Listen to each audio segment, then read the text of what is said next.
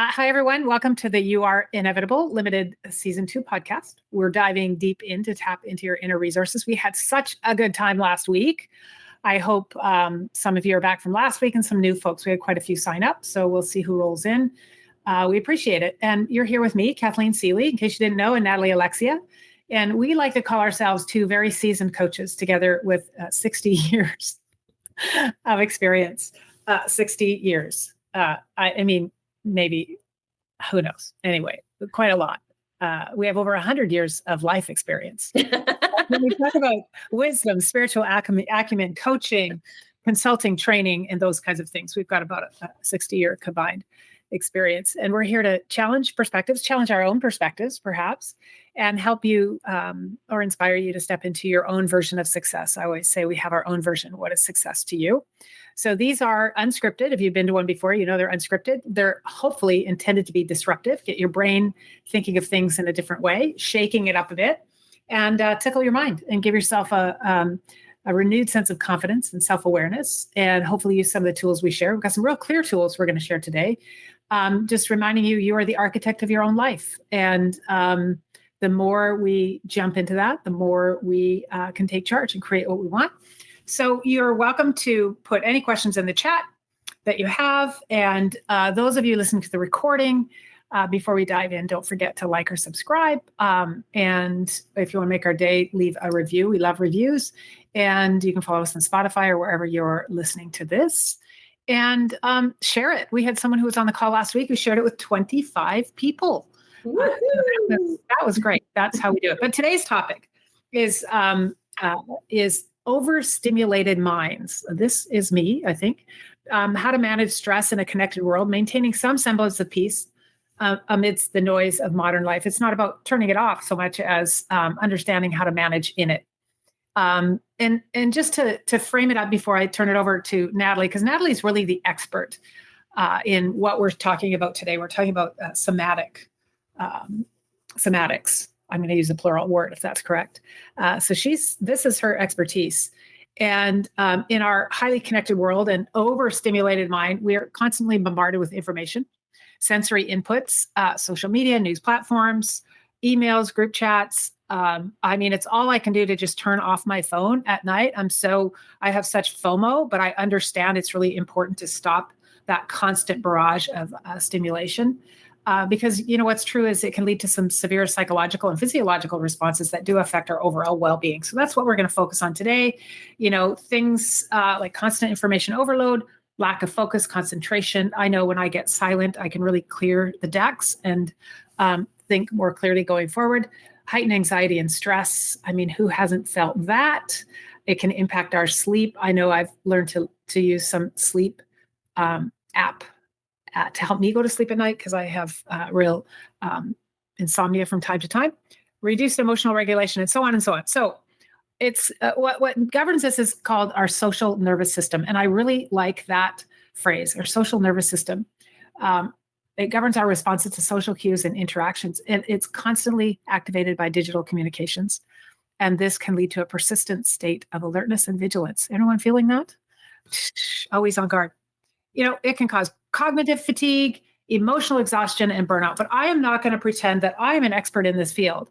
And I am going to turn it over to Natalie. And Natalie, I know you want to talk about somatics and the nervous system and how that all ties into this. So can you explain the somatic approach to us so we can all have a foundational understanding? Yes. Thank you for that, Kathleen. And I think most of us can relate to this feeling of being plugged in and turned on. I don't know if that's the right phrase, to the barrage, like you talked about, of information coming at us, you know. And it's really, I just kind of want to acknowledge before we move into the somatic part of things that this technological advance has happened so quickly. Like for most of us, we can remember a time when we were significantly less connected than we are today through all of the many, many different mediums that we are connected to one another. And that's not to say that that isn't without its benefits. Like I think there are many beautiful and wonderful things that have come from this huge advancing technology that has enabled us to all be more connected to one another. And then what's true as as a part of nature, we are still, I believe, in the process of adapting to this type of modern world that we're living in. And to go to the somatic approach to it. So the somatic kind of approach is really about, and what we're going to talk a lot about here today is about nervous system awareness.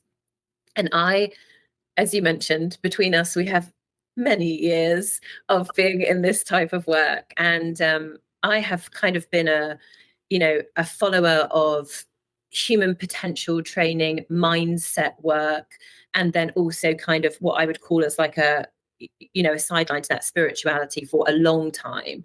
And I have always heard people talk about mind, body, spirit. And I thought, well, body, that means yoga. So, and I don't like yoga. So let the body part go. Exactly. And I am very, I think this is one of the reasons why you and I get on so well, is that I very much live in my mind. I enjoy living in my mind. I also enjoy the spiritual side of things. So my curiosity about somatics really came around from thinking about this as like a triangle: mind, body, spirit. And if I'm not going to get into yoga, who's to say it could happen? But after all of these years, then maybe there's a different way to kind of bring the body into what I think is a trifecta of mindset, some kind of spirituality, and then body awareness. And that really starts that somatic school of thought is bringing the nervous system awareness into all of that mix. And what does that mean? So what it means is that we all have a nervous system. It is part of us. It runs throughout our body. And what's true is our nervous system goes through waves throughout any given day. And that's very normal and that's very natural. So we go into up regulation of the nervous system. That is kind of something associated with movement. It's when we're more stimulated. And then we have down regulation of the nervous system, which is what we kind of refer to as like a resting state or homeostasis. And the somatic approach is really bringing this nervous system awareness in and talking about the fact that we have all experienced trauma. This is kind of a loaded word in our lives. And we don't have often either the skills, the space, the permission, or the safety to allow ourselves to let the trauma/stress, let's put these two words together, to be felt and to actually pass through us. The somatic approach believes that we have the capacity to heal ourselves, and that experiencing stressful situations or traumatic situations is a very natural, normal part of life. But what is less natural and normal is that our stress cycles are often not able to complete because we didn't have, like I said, the space, the permission, the safety, or the skills to be able to complete those stress cycles. So I'm wondering if you can clarify something about trauma. Some people say capital T trauma and lower T trauma stress. Can you just give us a little more meat on the bones of what you mean by trauma? And I'll probably have thoughts. Yes. Okay. So, I think the general school of thought is that capital T trauma, as you talk about it, are these like big events, that we all have some version of these big events in our life. Someone very, very dear to us, passes, we go bankrupt, we get divorced, something incredibly traumatic happens to us. Obviously, for some people, they are, in countries and situations, even right now, where they're experiencing war, like these big T traumas are the kind of major life events that happen to us. And then the little T traumas, which could also be called stress, are more like the day-to-day, you have a huge argument with someone, and you don't know if your relationship's ever going to be the same again, or and again, I don't know where the sliding scale of this goes, but it could be, being let go from a job. I guess it could be a big T trauma or a little T trauma. To me, it feels more like a little T trauma. But let me not judge the scale on which people experience their own trauma. That's interesting. I had a thought about that when you were talking about judging or, a scale of trauma. Is like one thing I say to people when I coach them or in the training room. Some people say, "Oh, your trauma is worse than mine, so I don't have there's nothing, I shouldn't be worried about this, or, oh, that didn't happen to me. So then there's a negating or belittling or making small someone's experience of their life. And if we were, it's all contextual, right? What coping skills we have. So just remembering always, it's not a comparison, right? And, I find it so interesting that some people can cope with bigger things in a way that they can kind of handle it in a way that is, seems like they're processing it in an integrated or emotionally regulated way, if I'm using your language, and other people, it just sets them off. So we're not taught, like, there is big T trauma and small T trauma, correct? Right? I got that. And it's not about that there's suddenly one crosses into the other, but we do have little things that trigger us each day. And then the other thing that I learned that I think is super interesting is the way trauma can hit us. And then I'm not pretending to be an expert, as you know, I defer to you, but it can be something we directly experience, something we witness, learning an event occurred to a family member or a close friend, or repeated exposure to trauma. So just those kinds of things. But back to you. I just wanted everyone to know we're not comparing. Yeah, I love that you brought that up, Kathleen, and it's so important because it's completely true. Like, I don't know, like, trauma is not a competition, and it isn't like, my trauma is bigger than your trauma, or you shouldn't be traumatized by this because I wasn't traumatized by that. And I think it's really, really important to acknowledge that and just say everybody is having their own life experience. And what was making me think of when you shared that is Kathleen and I recently had a conversation, and I don't remember what it was that you were doing, Kathleen, but you came back with this question, which is like, what is the one question, if there was one, that guides your life? Yeah. And I feel like your question is related to exactly what you were talking about. Maybe you want to share it. So I think we all have a question that guides our life. And I've asked people this, and it's a stumper. But my question that I think I've been in pursuit of answering is, why do some people respond to certain situations in ways that they can manage it, and other people are incapable? I want to help people find the space to cope with whatever comes their way, in a nutshell. But we have a couple of really good questions, Natalie, before we go further, because I think this can clarify the interesting, how do we use somatics to effectively regulate the nervous system? That's from Harvey. I think that's what you're going to talk about a little bit later. We are getting there, Harvey. Sorry, we're not answering it immediately, but I have a few more things I want to talk about, and then I'm going to do my best to kind of share some things around exactly that. And just one more thing to plant in your head now or for later. But Gary says, we use the word safety a lot. When I tried to define what safety actually means, it was a struggle. Can you give us a concrete definition of safety? Okay. Ooh, so I didn't know, Gary. I mean, that's a tough question. Let's keep that one. We're going to keep that one, yes. And my immediate thought is that that answer, I don't think could ever be concrete, because I'm sure that there are similarities, but there's probably variance to everybody's definition of what safety means to them. And that's not just with safety, that's with any kind of word like that. It could be with the word freedom. It could be, with the word on time. I always think that's an interesting one.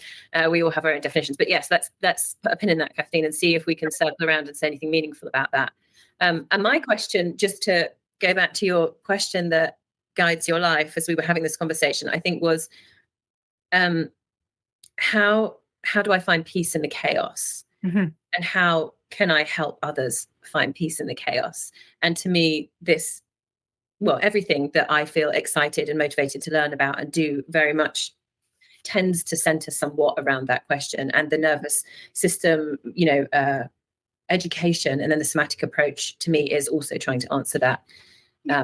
And even because, me and words, but maybe not even peace, but the knowing that this too shall pass. It's like a cloudy day. The sun is always shining, but there's clouds there, and the clouds move. So just knowing, how do I manage myself in that? And I think you're going to talk a little bit about how the body reacts to stress and trauma. Yes, because this is the part that might lead us to the safety question. Yes. Yeah. So lots of us know that the nervous system has these responses when activated. And so when I say to you, fight, flight, freeze, most people are very aware of those. There's another one that we talk about called fawn.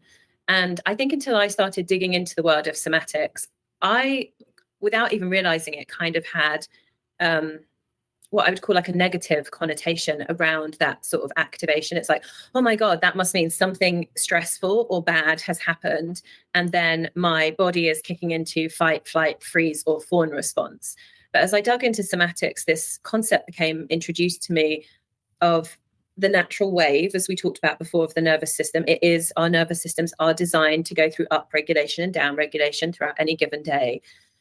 And then the difference of up regulation with real or perceived danger versus when you have the capacity to access internal safety.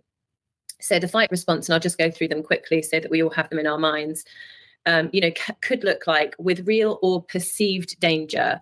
And just to clarify that, it's like a real or perceived danger at some point in history was like, oh, there's a rustle in the bushes. Is it a tiger?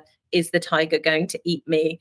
And now real or perceived danger could look like, oh my goodness, I got an email. I sense a bit of a tone.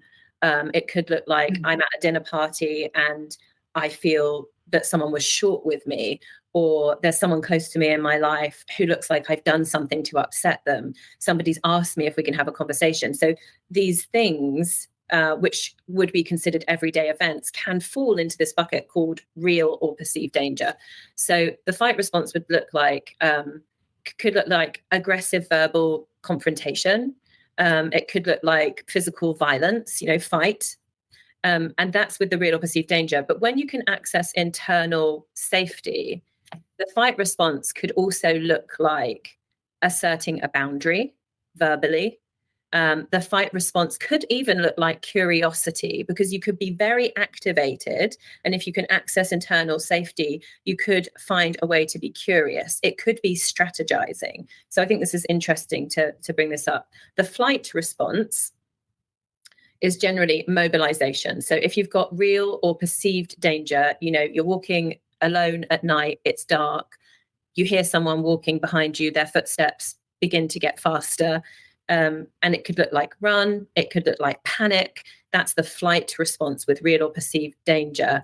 But when you can access that internal safety, a flight response could look like removing yourself from a situation just for a moment. You know what? I just need to take a moment. I'm going to be back in half an hour. I'm going to be back in an hour. I'm going to be back in 5 minutes. It could look like taking a break. It could look like noticing yourself and your desire to leave.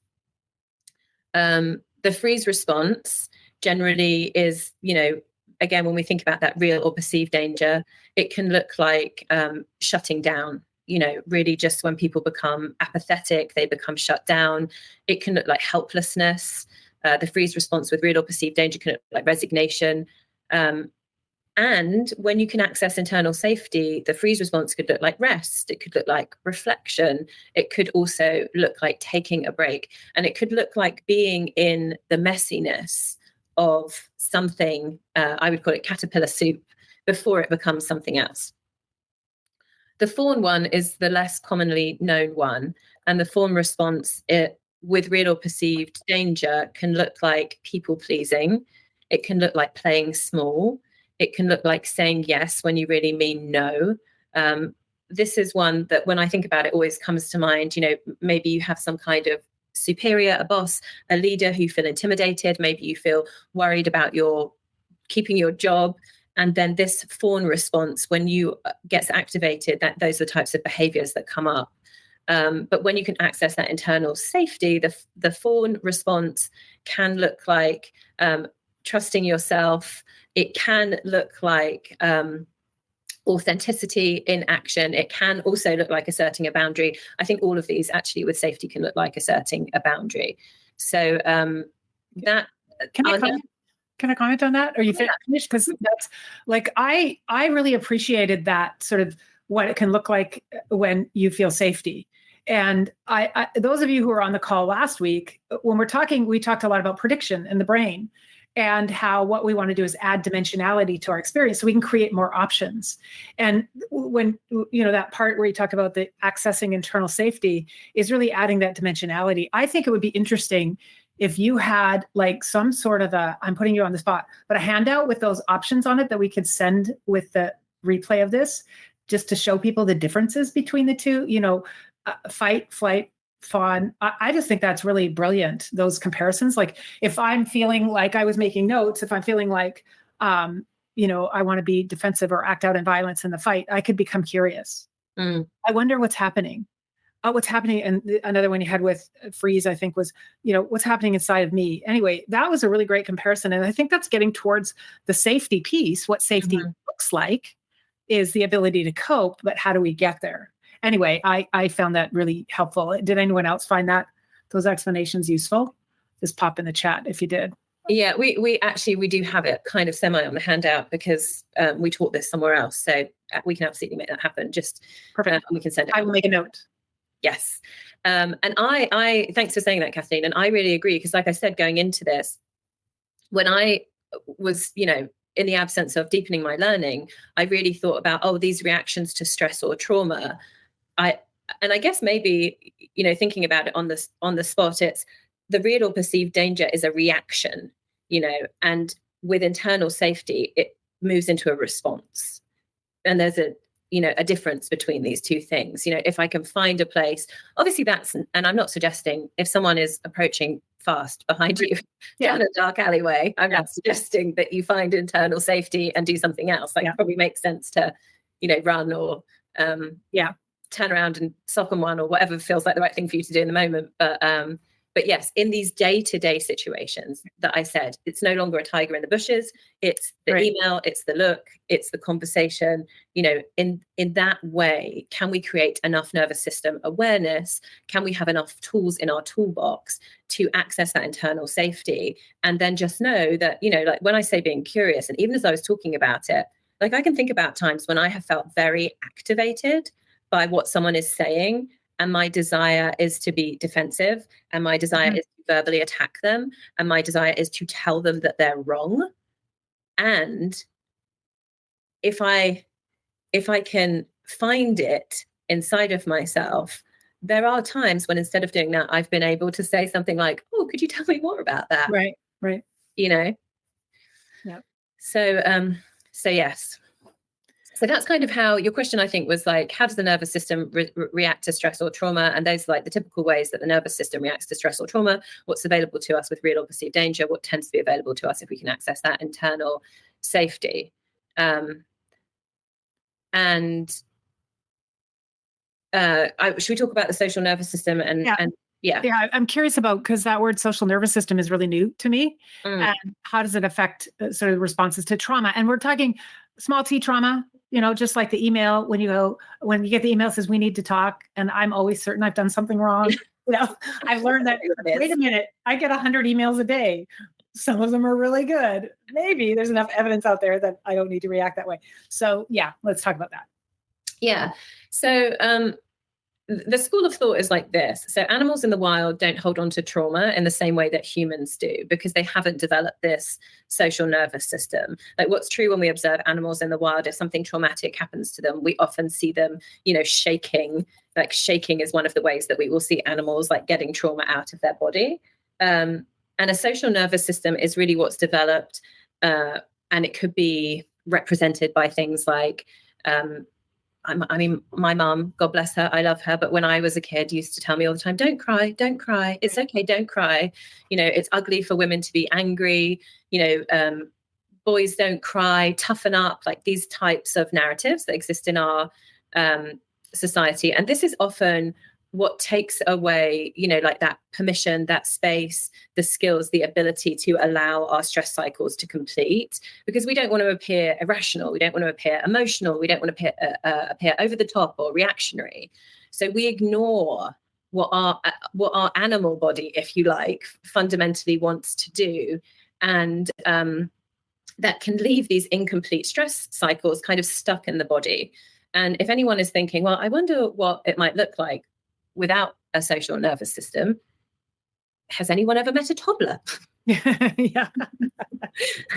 Because a toddler is in the process of developing a social nervous system, and they are very much still in their kind of animal nature when they don't get what they want, when they're upset about something. Like I can always remember handing my daughter, when she was about 2 years old, a piece of toast that I had cut in half. and she was distraught. Yes. It was like everything in the world was wrong with that, and she really expressed it very vibrantly. Yeah. What got me thinking of this is, don't cry, or whatever, boys don't cry, that kind of thing. A real life current example of this, someone actually stepping back from social norms and taking care of herself, with Simone Biles, when she backed out of the Olympics in 2020 and took a bunch of hits from, publicly for doing that, and then comes back, took care of her mental health, regulated her nervous system. I'm saying that, I don't know. I mean, I'm assuming that's what happened, part of it, but she came back stronger than ever. So really shifting that narrative that, we all have to learn how to express. And as you say, complete the cycle. Is that what words to use? Complete the cycle. Like, complete the cycle. We stuff it down. And I think as we stuff it down, it's like whack-a-mole. We don't know when this stuff is going to show up. So that made me think of a current example of someone really taking care of themselves. Yeah. And I mean, we have a friend in common who had a very traumatic thing happen to her a number of years ago, in that her sister took her own life. And it was really, really incredibly hard on her. I remember having conversations with her where she said, there are parts of the world where people wear black for years, where they wail in the streets, where this expression of grief is big and allowed to be big and allowed to be persistent. And one of the things that she talked about in our more intimate conversations was, I feel like this is not supposed to bother me anymore. Like, it's been enough time, however much time it was, because of the relationship we had, because of all these reasons, all these expectations. It's not supposed to, I'm supposed to be over it, but I find myself, bursting into tears 3 times a day. Yeah. And her feeling safe enough to express that, in our circle. But yeah, that is very true. And Gary says, emotions like fear, anger are triggered with one neuron. Deciding not to react takes 5 neurons. So it's difficult not to react to real or perceived stresses in the same manner. The real control we have is what we do with the emotion, totally, which is why we count to 10 before reacting. This gives our cognitive skills a chance to weigh in before reacting. Exactly. That's like the adding dimensionality to the responses. So thanks for that, Gary.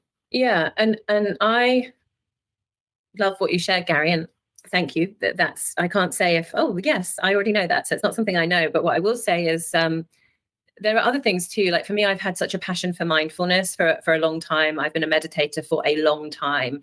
And there have been studies done around meditation and mindfulness and the impact it can have on the firing of your stress response. And so what they proved is, like, relatively a small amount of meditation or mindfulness can lessen the firing of your stress response. I don't know how that connects to neurons. Maybe you do, but essentially it gives you, it makes you less reactive. And I think anyone who has had a consistent meditation, even a small one, or mindfulness practice, will tell you that kind of contemplative practice tends to give you the capacity to access more calm on demand. And when we say calm on demand, what we obviously mean by that is like a more emotionally regulated nervous system. Yeah.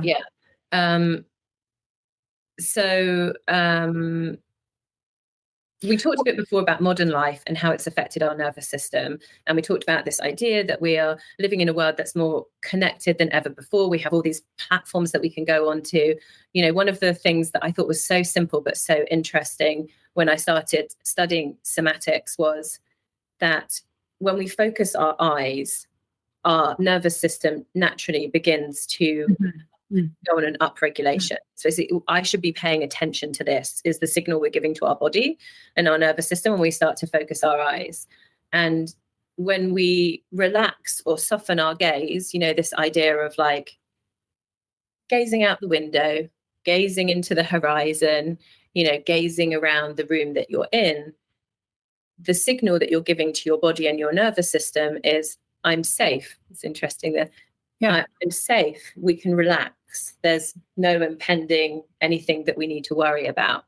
And when we think about that, just even simple thing, and in terms of like how much time we now spend focusing our eyes, whether focusing on a screen to work, focusing on our phones with all the different things that we do on our phones.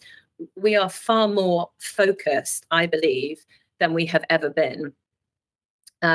So an interesting experiment for anyone listening to just do that focused eyes versus gazing around or the room you're in, out the window, into the distance, and just noticing how the body begins to feel as you go into a gaze versus a focus. We also have, like, you mentioned these things about the connectedness of families and friends. It's like, I don't know, has anyone ever been part of a group chat? I don't like group chats. Yeah. I mean, I have a few that I'm a part of, but I've been part of multi-person group chats, 10 plus people, and you wake up in the morning and suddenly there's 300 unread messages. My kids are able to contact me when they're at school. I've had situations like last year, my son contacted me and they had a lockdown in the gym, and he was very, very anxious and very, very afraid. And I didn't hear from him again for maybe 40 minutes or so. But what's true is I spent the rest of the day feeling anxious, like that connection that we have now available to us. I went to boarding school in England, and at that time my mum lived in Germany, and I used to call her once a week on the payphone. Yeah. I would put my money into the phone, and I would call my mum once a week, and I would tell her what had generally been going on with my life, and she would listen and tell me things. And that's not our experience now today, whether it's caring for our parents or caring for our children or our siblings or our friends. It's like we have this access to not just the stresses in our own life, but this access to stresses in everyone else's life on kind of almost like a minute by minute basis. Yeah, like we can piggyback on someone else's stressful experience, and recognizing or learning how to regulate in those situations, I guess. Like, I know you have a 5, 4, 3, 2, 1 tool you're going to share, because you always share, and it's great. But also, just a heads up, if anyone wants to actually have an experience of a somatic coaching experience, we're going to offer a free group somatic experience later on in the week, but we'll let you know more about that. So we thought we'd lay the foundation today, and then you can spend some time with the expert, Natalie. Back to this, like it's interesting how the softening of the gaze, and I because my mind is so much on prediction and the neuroscience of things, the softening of the gaze is allowing for more dimensionality, like broadening the experience of what's happening. Instead of looking right ahead of you, it's like taking those blinders off your eyes and seeing a broader view. And that's like in a coaching conversation. I know there's some coaches on the call. In a coaching conversation, I'm not trained to deal with trauma. Like, so if someone's going into trauma, a great tip is not to, some people say, feel the feelings, go deeper. But because I'm not trained to take them where that might go, it's really what you want to do is have them go outside and look at something outside of themselves, or hear something outside of themselves. And that's the tool that you share to kind of take away the energy from drilling down into sort of reliving an event in their mind. Anyway, I might have gone the conversation because I do that. But the way you explain, this is Catherine, explain focus eyes versus gazing has aptly explained why it is now that I have a love-hate relationship with my phone. I do my best to avoid looking at it on the weekends, which is very challenging. Yes, I know, me too. I find that time away from my phone helps me feel so much better. I agree. Same thing. So what is the problem with us, Natalie? Aren't we adaptable? Like, what the heck? Yeah. I mean, I think what's true is, I think it's interesting, or I find these kinds of, sociological things interesting. I think it's true. It's interesting to think about the fact that our current population of adults, and I include my 2 oldest kids in that. My middle son is 18. But they really remember a time still when we weren't as connected, and there wasn't as much like information, overstimulation being thrown at us as there is in modern living. And I find myself wondering, although I do believe, we are adaptable as a species, it's like what's the correlation between the rising number of people identifying as being burnt out and this hyper acceleration of connectivity and the impact that it's had on our nervous system? Because to me, these two things seem like, when we start to have this nervous system awareness, we're like, oh my God, my eyes are focused all the time. I've got this constant connectivity with everyone around me. I've got all of these platforms where all of these different aspects of me are being activated. I can tune into the news 24/7 if I want to. I can even tune into the global news.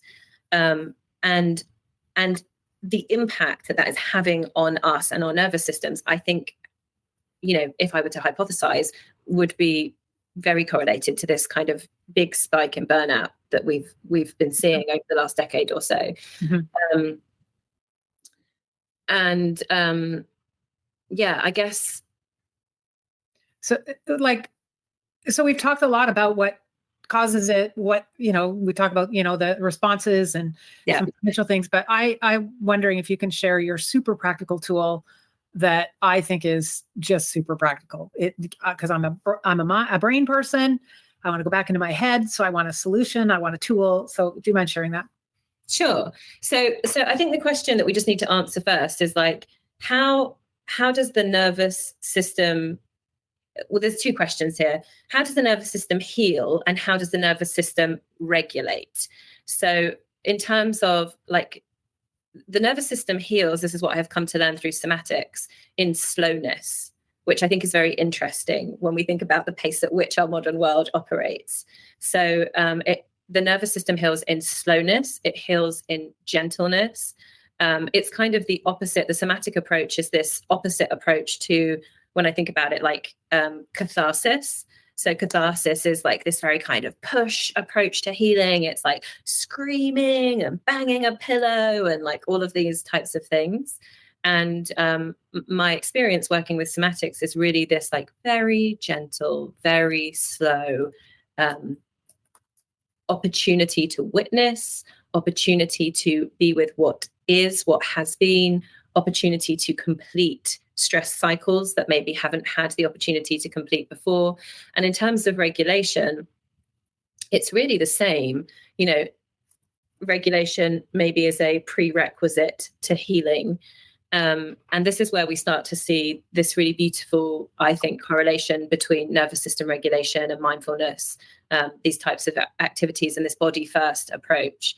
And so what's true is, if you're feeling very stressed, if you're feeling very activated, we can get into this mode, like you say, Kathleen, where you live in your head and you want to think your way out of the problem.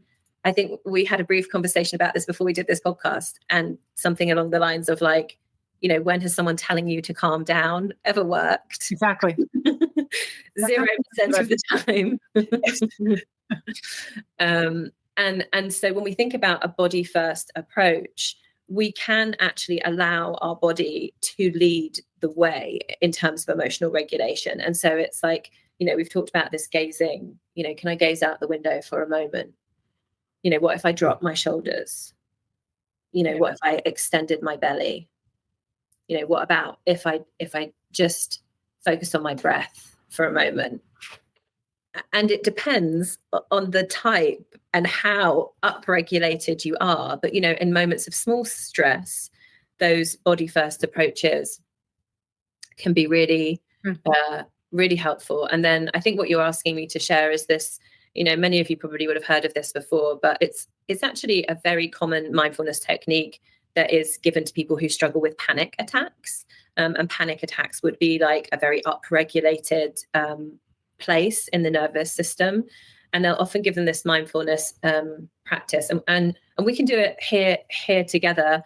I always think that's the best way, which is just it's 5, 4, 3, 2, 1. So what's 5 things that you can feel, essentially touch? So it might be your hair on your neck, it could be the feeling of your socks on your feet, it might be the feeling of the chair beneath you. I've got my hands like this on my lap. I can feel my bracelet on my right wrist. And then what's 4 things that you can see? Just counting them. And what's 3 things that you can hear. You can hear the buzzing of my computer. I can hear the noise coming from the neighbor. I can hear the sound of my own breath.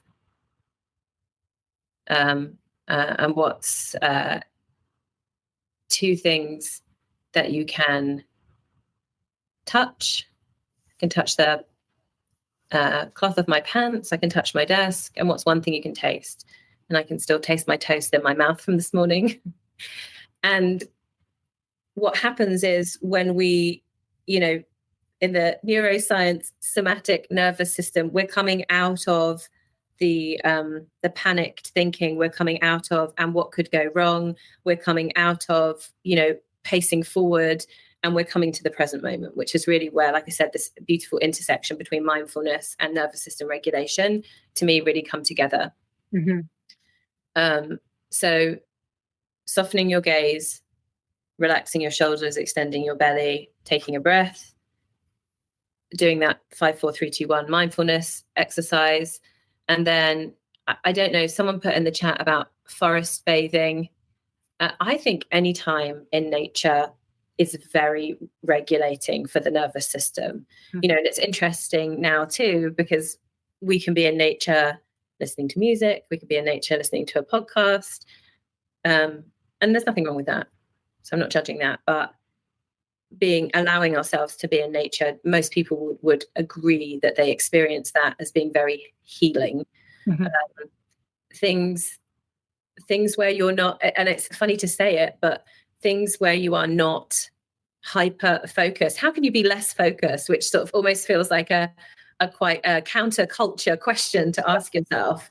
I notice all of this, how can you be more focused, more quickly, faster? Well, how can you be less focused? And is that doing things like, I know, Kathleen, you love to puzzle. I do. Yeah. Too. You could argue that you're focused, but it's a different kind of presence that's happening with something like that. People often say, like, playing musical instruments. Again, there's like a presence to the experience that occurs. So really anything that we could describe as a mindful practice puts your nervous system into this kind of down-regulated state. And I actually have a thing I do, which it really takes me away. I do puzzle, but when I puzzle, I also have a murder podcast or Netflix special going in the background, or a Dateline. So the thing that if I really feel like I need to step away, I consciously do paint by numbers, because I have to focus on the number. I can't listen to I keep it quiet in my house, and I do those grown-up paint by numbers. I've done a lot of them. I certainly don't share them because they're hideous. However, the experience of that, it is a real good escape for me. Yeah. And I think what's true is it's like, it's a practice. To me, that's what I think always has been so beautiful about whether it's mindfulness, meditation. I don't think it has to look one way. Like, ultimately, it has to look the way that works for you. But I really love the fact that it's a practice. And with a practice, the more we practice, the easier the practice becomes. And I do think there is, like I say, this thread that you can pull, whereby if you're spending all of your time, and one of the other things I know that I wanted to mention as well is, it's like, when we are in this connected state, what type of things are we engaging with? And that can be from people. Many of us on here love Jack Canfield, and he has a success principle called drop out of the Ain't It Awful Club. So it's like, and he will say something like, since you were 18 years old, you got to decide pretty much exactly who you did and didn't have in your life. So it's like, what are the connections doing in terms of, because some people that we're connected with can be very activating for us, and then we need to look at those relationships. I think it's advisable and make decisions of like, is the juice worth the squeeze? I don't know how else to say that. But also in terms of, like, I find the news very activating. That doesn't mean I don't want to be informed about current affairs, and it doesn't mean that I think it doesn't matter. But what it does mean is, I know for sure that I could not, my mum will walk around with the news on in the background constantly. For me personally, that would be very activating for my nervous system. I just know it. And so what's ways in which I can engage with things that feel important, maybe could be like the news might not feel important to you, and also be mindful of how much I'm allowing myself to be activated by this. And I also think that, that the opposite of that is true. It's like we have control over our environment, whether it's physically in real life or even digitally in the way that we're all connected. And I know one of the things that you said is like, you love watching animal rescue. I do. I start off, I can't believe how someone could be so cruel to an animal. And then I look at the humanity in it, and it makes me want to have a dog rescue. But it just, the compassion, or videos of animals, weird animal pairings, cuddling. I really go down a rabbit hole of animal videos. The other thing, this is like, I'm sorry, I'll apologize in advance to all you who don't like what I'm going to say, but I seriously, like, I love Taylor Swift. But I will watch the Eras Tour and I just smile because I think she's so talented and I like her music. Whatever takes you away from the noise of it all, because I'm a boomer like your mom, and I do have the news on constantly. And I do notice when I really control it, I feel calmer. So I have to really consciously control that. So I see we're kind of coming up on the hour, but I want to say a couple of things that I enjoy learning from you. And before we decided to do this topic, you were like, oh, do I really have something to say? You have a real depth, and bird rescue for Bob. Like, you have a real depth that it is really helpful, and you simplify what could feel scary. So I appreciate that. And I also think this is important for us. And I'll let you wrap, but I just want to let everyone know that if you want to experience a session with Natalie, we offered breath work, another friend of mine, Brandy, a few months ago, and Lance is here. Lance really just took on to the breath work, other ways to access our inner resources. So we're going to do this somatic coaching. And if you can't attend, Natalie, will you record it? We're going to record it, and we're going to have like we're having like a limited 48-hour replay kind of thing. So you will get the recording even if you can't attend live. But I just do want to say a couple more things. I'll let you put a bow on it. I just want really important. So the one thing that we haven't talked about is what happens when our nervous system gets activated, in terms of like what happens in our brain. And this is, when our stress response fires, our body, and this is, I think, the thing to pay attention to. If you're, and I believe many of you on this call and listening are the kind of person who is able to watch yourself in an experience, like Kathleen says, if you can see it, you're not it. So it's like noticing what happens in your body when that stress response fires. Like for me, I can feel, my heart rate starts to, I often get heat here, heat in my neck. My palms might get sweaty. There's like a very physiological response to your stress response firing. But what's also true is that we lose or reduce access to the prefrontal cortex, which is the part of our brain that deals with critical thinking, problem solving, creativity, compassion, the ability to be in social interaction with others. And that is one of the reasons why I think this nervous system awareness is so important, because if we know that, how are we going to solve a problem or get through something when we're back here in the amygdala and the reptilian brain, just going, oh, do I run? Do I freeze? Do I fawn? And that's why I think, like I said, the nervous system awareness piece is so important. And it also makes me think that as we look at what's happening generally with the overstimulation, with the fear narratives from every direction, it's like, if we're in this perpetual state of somewhat nervous system activation, we're also in this perpetual state of somewhat having reduced access to what I would refer to as everything good, in a neurological way. And so then it becomes very practical, because the practical piece of it is not just, oh, I want to feel more relaxed, but it's, I want to have access to this part of me that can be creative, that can critical think, that can problem solve, that can have compassion for others. That's part of who I want to show up as I walk through my life experience. So I just wanted to add that in there and say, thank you very much for your kind words. As I shared with you before we came on, I was I was nervous today to talk about this. I've been studying this over a year, and I'm really, really passionate about it. And it has been transformative for me. One of the things that I'm noticing with the somatic coaching piece that Kathleen talked about is that when we can create this transformation at the level of felt sense, which is what we will really do in the somatic session together, I'm noticing that my experience and the experience of my clients is that these transformations that we're looking for can become more automatic. Mm-hmm.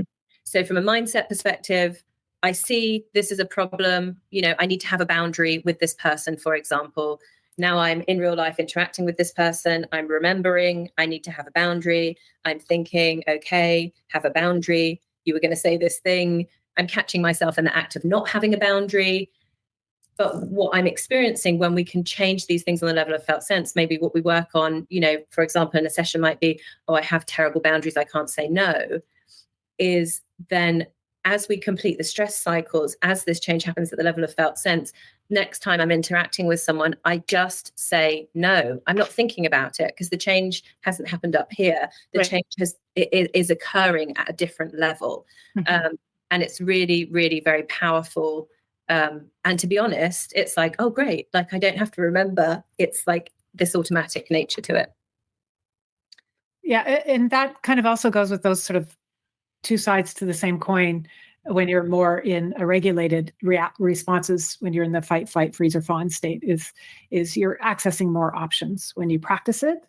And then you're ready in a real situation when it shows up. So yeah. I love it. I love this conversation. And I appreciate all of you who came today and those of you watching later or listening later. And we're going to come back next week again. But we will make a little handout for you. Well, we won't. Natalie will. Yes, Natalie will. And it'll come with a follow-up email with a replay. And feel free to share it, please. We really appreciate it very much. And I appreciate you, Natalie, as always. And we will see you next week. Yes, and we're going to be talking about our relationships with other people next week. So that's right. Yes, that's right. So we're back to Kathleen and more of her profound wisdom next week. So I'm excited to switch seats and do more learning from you. Perfect. Love it. Okay, everybody. Thank you. And thanks again, Natalie. That was fun. Thanks, everyone.